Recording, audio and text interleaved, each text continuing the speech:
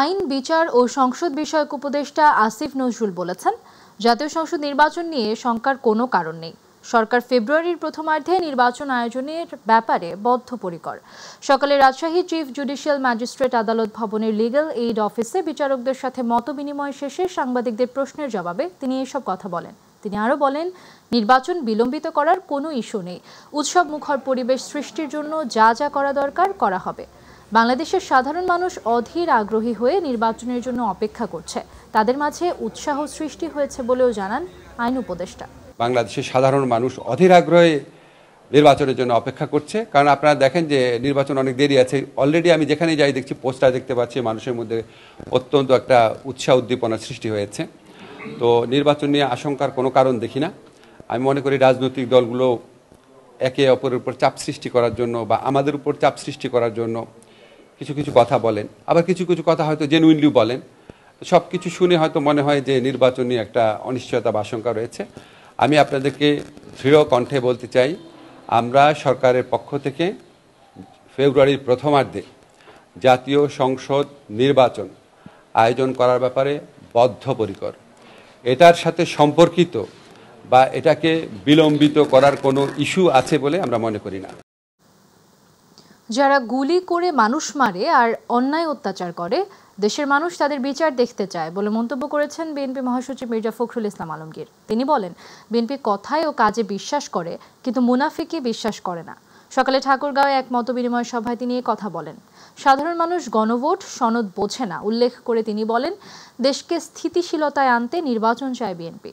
সংস্কারে রাজি বিএনপি, কিন্তু যেসব বিষয়ে ঐকমত্যে পৌঁছানো যায়নি তার ফয়সালা সংসদে হতে হবে বলেও মন্তব্য করেন মির্জা ফখরুল। একটা দল বলতেছে গণভোট হতে হবে নির্বাচনের আগে, কয়েকটা দল, আর আমরা বলছি নির্বাচনের দিনেই হবে। এই সাধারণ মানুষ আপনারা এত কিছু কি বোঝেন? সত্যি কথা বলেন তো, গণভোট সনদ এসবকে আমরা বুঝি? মানুষের ধৈর্য কম, কিন্তু আকাঙ্ক্ষা বেশি। তাই জনগণ যেন হতাশ না হয় সেই প্রস্তুতি নিচ্ছে বিএনপি।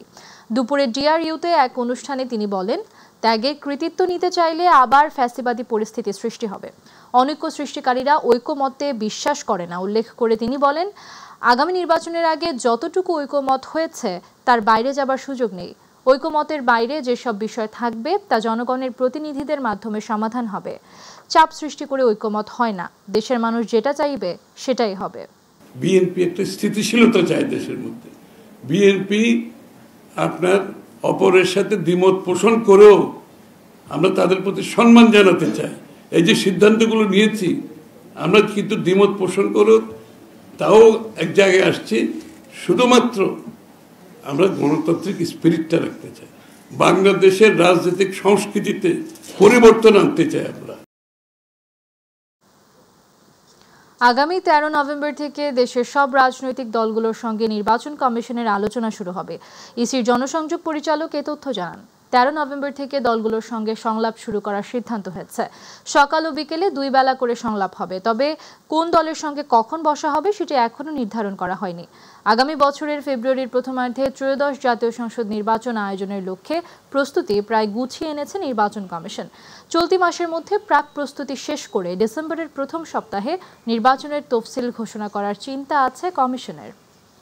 10ম গ্রেড সহ 3 দফা দাবি আদায় ও শাহবাগে পুলিশি হামলার প্রতিবাদে দেশের সব সরকারি প্রাথমিক বিদ্যালয়ে আজ থেকে অনির্দিষ্টকালের কর্মবিরতি শুরু করেছেন সহকারী শিক্ষকরা। ফলে সারা দেশের প্রায় 65,000-এর বেশি বিদ্যালয়ে পাঠদান কার্যক্রম বন্ধ হয়ে গেছে।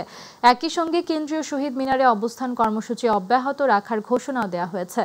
গতকাল বিকেলে রাজধানীর শাহবাগের শিক্ষকদের কলম বিসর্জন কর্মসূচিতে পুলিশ সাউন্ড গ্রেনেড, টিয়ারশেল ও রাবার বুলেট নিক্ষেপ করলে বহু শিক্ষক আহত হন। এদিকে সহকারী শিক্ষকদের আরেকটি অংশ প্রাথমিক সহকারী শিক্ষক সংগঠন ঐক্য পরিষদের ব্যানারে 15 নভেম্বর পর্যন্ত সরকারকে সময়সীমা দিয়েছে। সহকারী শিক্ষকদের অনির্দিষ্টকালের কর্মবিরতির খবর জানাতে এই মুহূর্তে বরিশাল থেকে সরাসরি যুক্ত হচ্ছেন সহকর্মী পারভেজ রাসেল। পারভেজ, শিক্ষকদের কর্মবিরতির কারণে প্রাথমিক বিদ্যালয়ের পাঠদান কার্যক্রম তো বন্ধ রয়েছে, তো কেমন পরিস্থিতি দেখছেন বরিশালে আমাদের জানাবেন।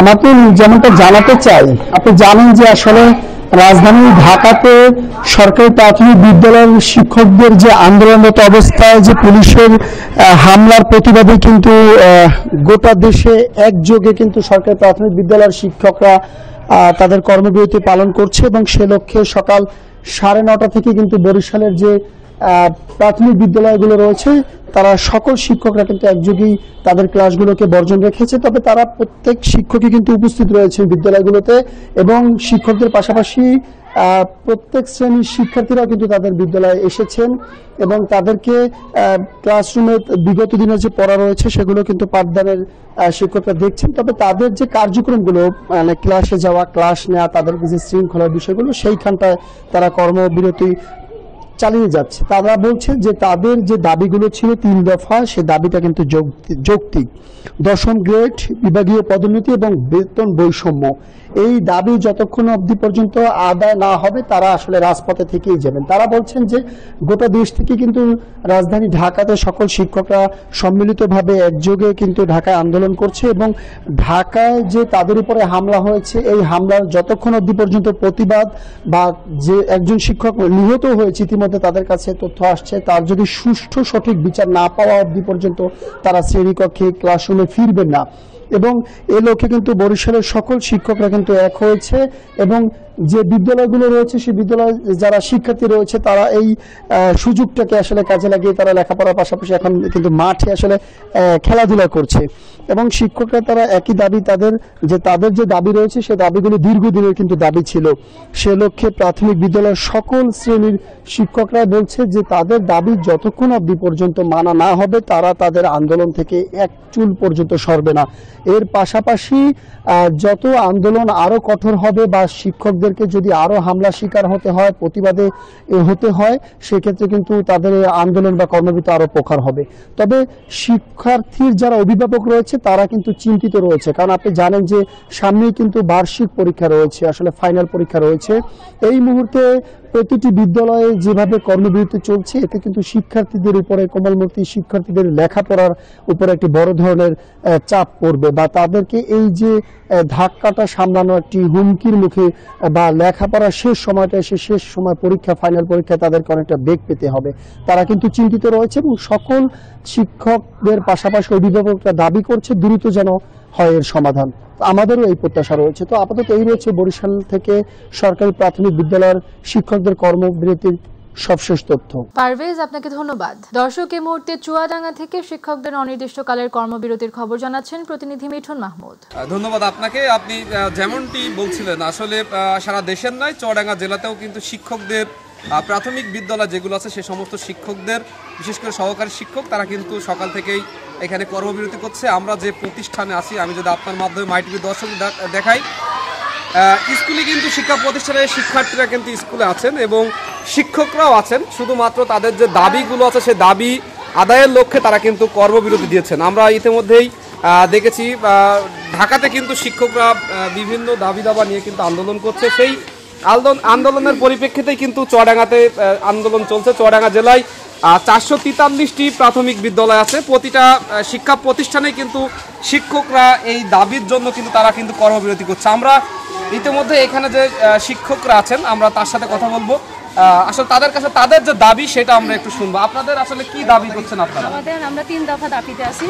10ম গ্রেড দিতে হবে, উচ্চতর গ্রেড দিতে হবে এবং শতভাগ পদোন্নতি দেওয়া লাগবে। এই জন্য কি আপনারা কর্মবিরতি করছেন? এটা আপনার কতদিন থাকবে এমন কোনো নির্দেশনা পেয়েছেন? যতদিন প্রজ্ঞাপন জারি করবে না ততদিন আমরা এই কর্মবিরতি পালন করব ইনশাআল্লাহ। তবে আমাদের সংগঠন যেটা বলে। ধন্যবাদ। আসলে শুনলেন যে শিক্ষকদের যে দাবি করছে, তারা আসলে তাদের যে দাবি তাদের কিন্তু ন্যায্য দাবি বলে তারা জানছেন এবং তাদের সাথে কিন্তু যে সমস্ত সুধী সমাজ আছে এবং অভিভাবকরা আছে তারা কিন্তু জানিয়েছে যে শিক্ষকরা কিন্তু দীর্ঘদিন ধরে এ ধরনের দাবি করছে এবং তাদের দাবি আদায়ের লক্ষ্যে কিন্তু তারা সার্বক্ষণিক চেষ্টা করছে। তো সব মিলিয়ে এই ছিল আমার কাছ থেকে চুয়াডাঙ্গা জেলার শিক্ষকদের যে কর্মবিরতির সর্বশেষ তথ্য। মিঠুন মাহমুদ, আপনাকে ধন্যবাদ। দর্শক, এবার শিক্ষকদের কর্মবিরতির কারণে উত্তরাঞ্চলের পরিস্থিতি জানতে সরাসরি যুক্ত হচ্ছে সহকর্মী মাহমুদুল হাসানের সাথে। মাহমুদুল, রংপুর সহ আশেপাশের অঞ্চলের শিক্ষকদের কর্মবিরতির কেমন প্রভাব পড়েছে এবং কি দাবি জানাচ্ছেন শিক্ষকরা, আমাদের জানাবেন।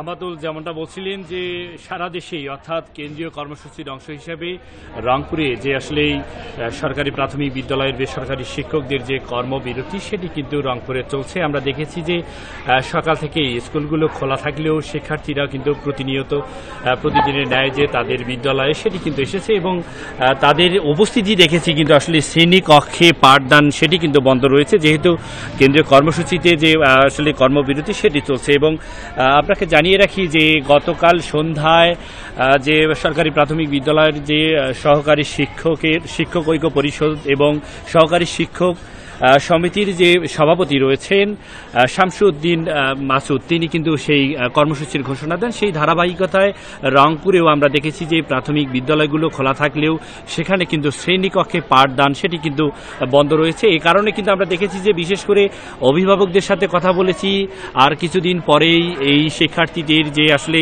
বার্ষিক পরীক্ষার আগ মুহূর্তে এই ধরনের কর্মবিরতিতে আসলে বিশাল একটা প্রভাব ফেলতে পারে। এই কারণে কিন্তু আসলে উদ্বেগ প্রকাশ করছে কিন্তু আসলে এই শিক্ষার্থীদের যে অভিভাবকরা তারা কিন্তু যেটি বলছেন। এবং বিশেষ করে জানিয়ে রাখি যে এখানকার যারা শিক্ষক রয়েছে তাদের সাথে কথা বলেছি, তারা যেটি বলছেন যে যেহেতু কেন্দ্রীয় কর্মসূচি, এই কর্মসূচি যেহেতু অনির্দিষ্টকালের জন্য যতক্ষণ কেন্দ্রীয়ভাবে কোনো নির্দেশনা না আসবে এবং তাদের যে 10ম গ্রেডে বেতন সহ তাদের যে 3 দফা দাবি বাস্তবায়ন না হওয়া পর্যন্ত তাদের যে অনির্দিষ্টকালের জন্য যে কর্মবিরতি সেটি কিন্তু চলবে, এমনটাই কিন্তু তারা বলছেন। এবং পরবর্তী কোনো নির্দেশনা না পাওয়া পর্যন্ত শিক্ষকরা তাদের যে কর্মবিরতি সেটি চলমান রাখবেন এবং কেন্দ্রীয় যে কর্মসূচি সেটি কিন্তু তারা আসলে পালন করছেন। এবং শিক্ষার্থীরা তাদের শ্রেণীকক্ষে আসলে যেহেতু পাঠদান নাই, সেক্ষেত্রে কিন্তু শিক্ষার্থীরা তাদের মতো করে কিন্তু শ্রেণীকক্ষে বিভিন্নভাবে সময় কাটাচ্ছেন এবং অভিভাবকরাও চাচ্ছেন যে খুব দ্রুত সময়ের মধ্যে যেন সংকট কেটে যায়। এবং সহকারী শিক্ষকরা যেটি দাবি করছেন যে আসলে তাদের 10ম গ্রেডে বেতন এবং 3 দফা যে দাবি এবং বিশেষ করে যে শাহবাগে যে শিক্ষকদের প্রাথমিক বিদ্যালয়ের যে সহকারী শিক্ষকদের যে আন্দোলনরত শিক্ষকদের উপরে যে পুলিশের হামলা এটি চলমান রয়েছে এবং কেন্দ্রীয় নির্দেশনা যতক্ষণ পর্যন্ত না আসবে তাদের যে কর্মবিরতি অনির্দিষ্টকালের জন্য সেটি অব্যাহত রেখেছে। আমাতুল, এই ছিল আমার কাছে রংপুর থেকে সহকারী শিক্ষকদের যে কর্মবিরতি নিয়ে সর্বশেষ। মাহমুদুল, আপনাকে ধন্যবাদ। দর্শক, দেশের বিভিন্ন প্রান্ত থেকে শিক্ষকদের কর্মবিরতির বিষয়ে সর্বশেষ জানাচ্ছিলেন আমাদের সহকর্মীরা। চলে যাচ্ছে পরবর্তী সংবাদে। জুলাই গণ অভ্যুত্থানে চানখারপুলে 6 জনকে হত্যার ঘটনায় মানবতা বিরোধী অপরাধের মামলায় ডিএমপির সাবেক কমিশনার হাবিবুর রহমান সহ 8 জনের বিরুদ্ধে পরবর্তী সাক্ষ্য গ্রহণ 12 নভেম্বর ধার্য করেছেন ট্রাইব্যুনাল। আন্তর্জাতিক অপরাধ ট্রাইব্যুনাল 1-এ সকালে 14তম দিনের সাক্ষ্য গ্রহণ শুরু হয়। আজ এই মামলায় সিআইডি কর্মকর্তা মাসুদ রানা সাক্ষ্য দিয়েছেন। এদিকে পেশাগত অসদাচরণ এড়াতে আনুষ্ঠানিকভাবে সেনা কর্মকর্তাদের গুমের 2 মামলা ও রামপুরায় 28 জনকে হত্যা মামলার আসামি পক্ষ থেকে নিজের নাম প্রত্যাহার করে নিয়েছেন আইনজীবী ব্যারিস্টার এম সরওয়ার হোসেন। এদিকে শেখ হাসিনার বিরুদ্ধে মানবতা বিরোধী মামলার 13 তারিখ রায়ের তারিখ ঘোষণা নিয়ে প্রসিকিউশন অনিরাপদ বোধ করছে না বলে জানান prosecutor Gazi Tamim. Lethal weapon ব্যবহার করে আইন শৃঙ্খলা বাহিনী গুলি বর্ষণ করে এবং 6 জন ছাত্র জনতা সেখানে নিহত হয়। এবং আপনারা দেখবেন যে প্রসিকিউশন তদন্তকালে তদন্ত সংস্থা যে তদন্ত প্রতিবেদন দিয়েছে সেখানে দেখা যাচ্ছে যে সেখানে প্রায় 50-এর অধিক আইন শৃঙ্খলা বাহিনী সেখানে নিয়োজিত ছিল এবং তাদের বেশিরভাগ আইন শৃঙ্খলা বাহিনী সেখানে গুলিবর্ষণ করেছে। তার মধ্য থেকে মাত্র 3 জন আইন শৃঙ্খলা বাহিনীর সদস্যকে এই মামলায় আসামি করা হয়েছে যারা ওইখানে লেথাল উইপন ব্যবহার করেছেন। বাকি যারা অন্যান্য অস্ত্র ব্যবহার করেছেন এবং যে সকল অস্ত্রে ওই 6 জনের শরীরে ওই সকল অস্ত্রের কোনো বুলেট বা গুলি পাওয়া যায় নাই, তাদেরকে এই মামলায় আসামি করা হয়নি। প্রায় 50 জন আসামির মধ্যে 50 জন পুলিশ সদস্যের মধ্যে আমরা মাত্র 3 জন পুলিশ সদস্য যারা লেথাল উইপন ব্যবহার করেছে এবং তাদেরকে যারা কমান্ড দিয়েছেন তাদেরকেই কেবল আসামি করেছে। রাজনৈতিক সরকার অর্থ ব্যবস্থার সংস্কারগুলো কতটা ধারণ করে সেটা বিবেচনা করে ঋণের 2 কিস্তি একসঙ্গে দেবে আইএমএফ এর 6ষ্ঠ ঋণের কিস্তি ছাড়ের বিষয়ে সংস্থাটির সাথে পর্যালোচনা চলছে বলে জানিয়েছেন অর্থ উপদেষ্টা ডক্টর সালেহ উদ্দিন আহমেদ। সচিবালয়ের মন্ত্রী পরিষদ বিভাগের সভাকক্ষে ক্রয় সংক্রান্ত উপদেষ্টা পরিষদ কমিটির সভা এবং খাদ্য পরিকল্পনা ও পরিধারণ কমিটির সভা এখন বৈঠক শেষে অর্থ উপদেষ্টা ডক্টর সালাউদ্দিন আহমেদ এসব কথা জানান। তবে অন্তর্বর্তীকালীন সরকারের মেয়াদে না পেলেও পরের সরকার একসাথে 2 কিস্তির টাকা পাবে বলে আশাবাদ জানান তিনি। আর খাদ্য উপদেষ্টা আলী ইমাম মজুমদার জানান, দেশের খাদ্য পরিস্থিতি সন্তোষজনক রয়েছে। আমরা ইকোনমিক অ্যাফেয়ার্স কমিটিতে যে সভা করেছি, আমি তো রীতিমতো অনেকগুলো হচ্ছে, আমি ছিলাম না দেশে, কিন্তু দেশের বাইরে থেকে কিন্তু পারচেস কমিটি বিভিন্ন সভা হয়েছে, ইকোনমিক অ্যাফেয়ার্স কমিটি সভা হয়েছে। আমরা আপনার অপরিশোধিত তেল আনার জন্য আমরা একটা বিষয় করছি সৌদি আরব থেকে। আমাদের ইস্টার্ন রিফাইনারি লিমিটেডে ওরা অপরিশোধিত তেল এনে ওটা রিফাইন করে, ওটা একটা বড় অঙ্ক আমরা নিয়ে আসবো, আমরা এসে দিয়েছি। আন্তর্জাতিক মুদ্রা তহবিল IMF এর প্রতিনিধি দলের সঙ্গে বিএনপির বৈঠক অনুষ্ঠিত হয়েছে। গুলশানে বিএনপি চেয়ারপারসনের কার্যালয়ে এই বৈঠক হয়। বৈঠকে IMF এর প্রতিনিধি দলের নেতৃত্বে ছিলেন adviser to the Bangladesh mission chief Chris পারপার জিউ। বিএনপি প্রতিনিধি দলের নেতৃত্ব দেন স্থায়ী কমিটির সদস্য আমির খসরু মাহমুদ চৌধুরী। এছাড়া বৈঠকে ছিলেন বিএনপি চেয়ারপারসনের উপদেষ্টা মোহাম্মদ ইসমাইল জবিউল্লাহ ও ডক্টর জিয়াউদ্দিন হায়দার এবং দলটির সাংগঠনিক সম্পাদক শামা ওবায়েদ। বৈঠকে IMF এর চলমান মিশনের পর্যালোচনামূলক প্রতিবেদনের প্রাথমিক ফলাফল নিয়ে বিস্তারিত আলোচনা হয়। বিএনপি প্রতিনিধি দল উল্লেখ করে বাংলাদেশের টেকসই অর্থনৈতিক স্থিতিশীলতা নিশ্চিত করতে হলে আর্থিক খাত, কর ব্যবস্থা এবং সামাজিক খাতের সংস্কার জরুরি। IMF এর প্রতিনিধি দল বিএনপির প্রস্তাবিত নীতি, অগ্রাধিকার এবং সংস্কার ভিত্তিক দৃষ্টিভঙ্গির প্রশংসা করে। 3 দিনের সরকারি সফরে বাংলাদেশে এসেছেন পাকিস্তানের নৌবাহিনী প্রধান অ্যাডমিরাল নাভিদ আশরাফ। সকালে বনানীর নৌবাহিনী সদর দপ্তরে তিনি বাংলাদেশ নৌবাহিনী প্রধান অ্যাডমিরাল এম নাজমুল হাসানের সঙ্গে সৌজন্য সাক্ষাৎ করেন। এ সময় তাকে গার্ড অব অনার প্রদান করা হয়। পরে দুই দেশের নৌবাহিনীর মধ্যে পেশাগত সহযোগিতা এবং প্রশিক্ষণ কার্যক্রম আরও জোরদারের বিষয়ে আলোচনা হয়। সফরের শুরুতে তিনি শিখা অনির্বাণে ফুল দিয়ে মহান মুক্তিযুদ্ধে শহীদ সশস্ত্র বাহিনীর সদস্যদের প্রতি শ্রদ্ধা জানান। অন্যদিকে পাকিস্তান নৌবাহিনীর জাহাজ PNS সাইফ চট্টগ্রামে শুভেচ্ছা সফরে এসেছে। ঢাকার ধামরাইয়ের ডাউটিয়ায় পূর্ব ঘোষণা ছাড়া আর্গুস মেটালস প্রাইভেট লিমিটেড নামে একটি ব্যাটারি কারখানা বন্ধের প্রতিবাদে বিক্ষোভ করেছে শ্রমিকরা। শ্রমিকরা জানান, সকালে কারখানায় এসে গেটের তালা ও কারখানা বন্ধ ঘোষণার নোটিশ দেখতে পান তারা। এর প্রতিবাদে তারা ঢাকা আরিচা মহাসড়ক অবরোধ করে বিক্ষোভ শুরু করেন। এক পর্যায়ে তারা চলতি মাসের পূর্ণ বেতন ও বিভিন্ন পাওনাদি পরিশোধ সহ কয়েক দফা দাবি তুলে ধরেন। খবর পেয়ে ঘটনাস্থলে উপস্থিত হয় শিল্প পুলিশ। পরে শ্রমিকদের সঙ্গে কথা বলে তাদের সড়ক থেকে সরিয়ে দেয় তারা। তবে এরপরও শ্রমিকরা কারখানার সামনে অবস্থান নিয়ে বিক্ষোভ প্রদর্শন করেন। এক পর্যায়ে কর্তৃপক্ষের সঙ্গে কথা বলে বিষয়টি সমাধান করা হবে বলে আশ্বাস দেওয়া হলে তারা অবরোধ ছেড়ে দেন। দিনাজপুর মেডিকেল কলেজ হাসপাতালে ফেলে যাওয়া এক নবজাতক কন্যা শিশু ও তার মায়ের চিরকুট এখন টক অব দ্য কান্ট্রি। সামাজিক মাধ্যমে এই খবর ছড়িয়ে পড়ায় শত শত মানুষ পাশে দাঁড়ানোর আগ্রহ প্রকাশ করেছেন শিশুটিকে ওয়ার্ডের নবজাতক ইউনিটে ভর্তি করা হয়েছে। পরিত্যক্ত শিশুটির ভবিষ্যৎ গড়ার আগ্রহ দেখিয়েছেন 2 শতাধিক মানুষ। প্রতিনিধি মুকুল চট্টোপাধ্যায়ের পাঠানো তথ্যচিত্রে বিস্তারিত জানাচ্ছেন জুবাইর রহমান।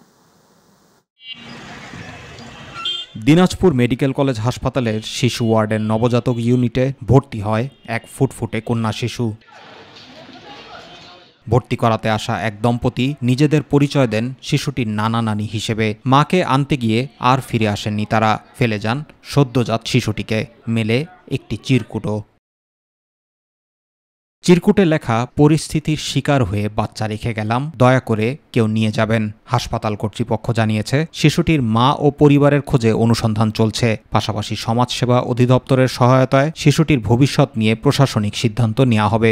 বাচ্চাটা আমরা যখন পাই তার পরবর্তীতে আমরা তার যাবতীয় ট্রিটমেন্টগুলো, যে ফটোথেরাপি, ওয়ার্মারে রাখা বা ব্রেস্ট ফিডিং, আমরা সব কিছুরই ব্যবস্থা করেছি। এরই মধ্যে হাসপাতাল কর্তৃপক্ষের সঙ্গে যোগাযোগ করেছেন কমপক্ষে 2 শতাধিক মানুষ, যাদের মধ্যে রয়েছেন চিকিৎসক, ইঞ্জিনিয়ার, নার্স, ব্যবসায়ী সহ সন্তানহীন পরিবার, যারা এই শিশুটিকে দত্তক নিতে আগ্রহ প্রকাশ করেছেন। আমার মামাতো ভাই এবং তাদের কোনো সন্তান নিঃসন্তান, তারা নিঃসন্তান দম্পতি, তাদের কোনো সন্তান হবে না।